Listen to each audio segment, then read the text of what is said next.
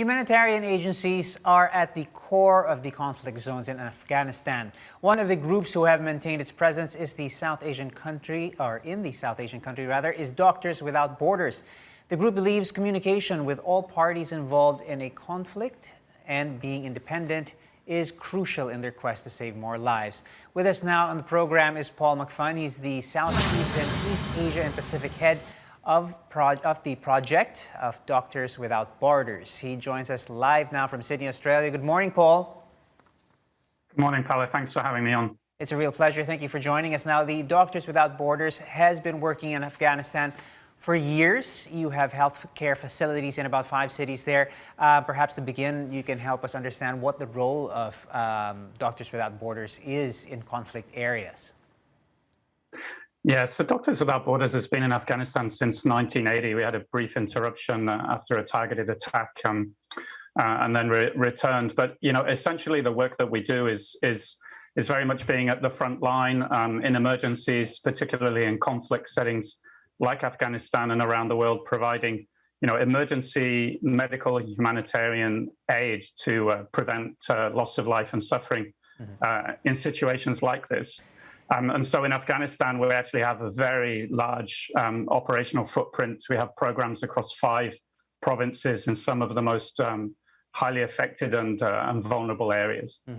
And I think it's important to note that you're not allied with any particular government. You speak to all parties involved in these areas, and really it's all about providing medical care to anyone and everyone who requires it. What's the situation now on the ground? What stories have you heard since the Taliban have taken over much of Afghanistan?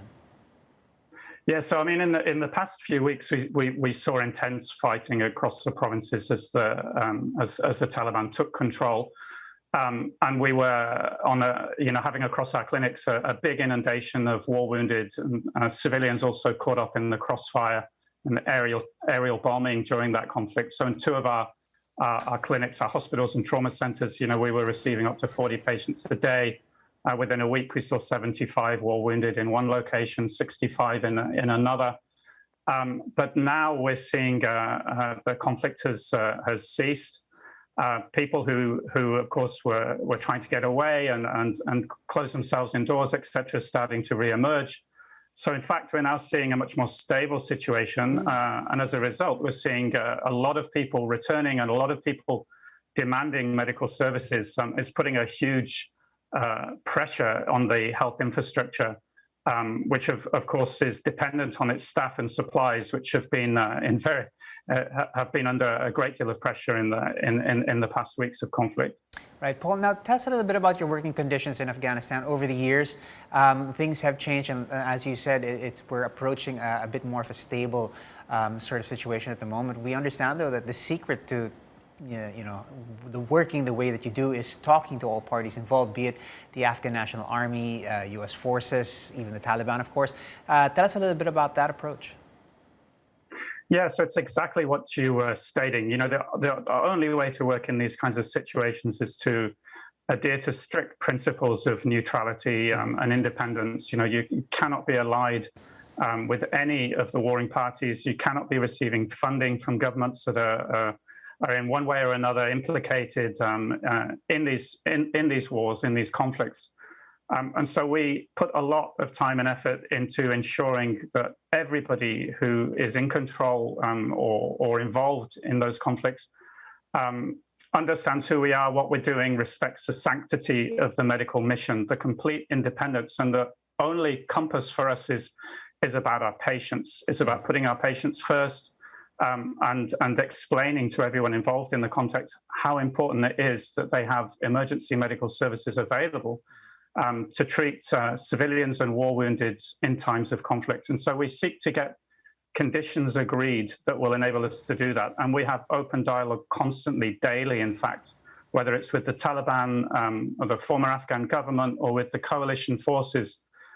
We seek exactly the same agreements and terms and conditions from everyone to ensure the safety of our patients and the safety of our staff, and indeed to ensure that our clinics can address anyone who is sick or injured, irrespective of their political alliance, which side of the conflict they're on, their gender, etc. Right. Paul, the situation on the ground obviously is constantly changing. Moving forward, though, how do you see your operations in Afghanistan continuing? Yeah, well, it's going to be something of a watch and see. I mean, to be honest, we've been in Afghanistan for decades, and we've been through a huge amount of conflict and turmoil during those 40 years. And we expect things will be difficult. We expect that there'll be a huge burden placed on the health system. We expect it will be increasingly difficult to get supply into the country. We expect access will continue to be very difficult. Freedom of movement will be impeded. There's an awful lot of internally displaced people now and people seeking refuge across borders.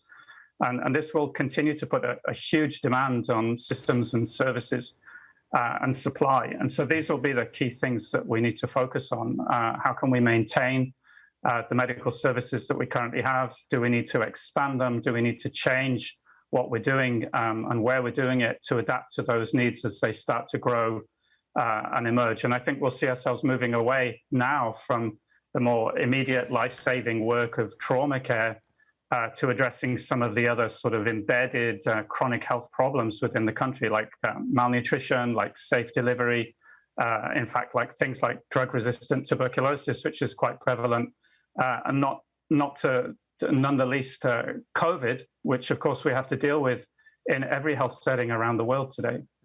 That being the case, Paul, and there's a lot of focus now on Afghanistan. Obviously, people will want to be involved. Is there a mechanism for people to get involved and to extend their help?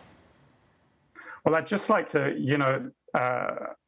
put a shout out. We have 4 Filipino staff on our team currently, 2 holding very senior positions: hospital director and director of medical services. One of our doctors, Evangeline Kua, she was in Afghanistan during 2015 when our Kunduz hospital was bombed, and she's back in Kunduz now on the medical side, running the Kunduz Trauma Center. So yes, we're very dependent on the health professionals and non-medical professionals that volunteer to go overseas and work with us. And the Philippines is a country where we have a huge interest from the Filipino medical community. We have them working in our programs all over the world. So that is indeed something that we continue to need support with.